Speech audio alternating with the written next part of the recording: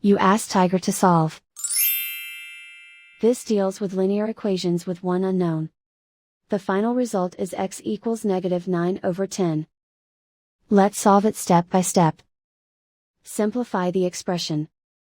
Simplify the arithmetic. Group all x terms on the left side of the equation. Subtract 8x from both sides. Simplify the arithmetic. Group like terms. Simplify the arithmetic. Isolate the x. Divide both sides by -10. Cancel out the negatives.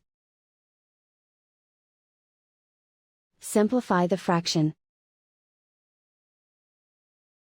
Move the negative sign from the denominator to the numerator. And so the final result is x equals -9/10.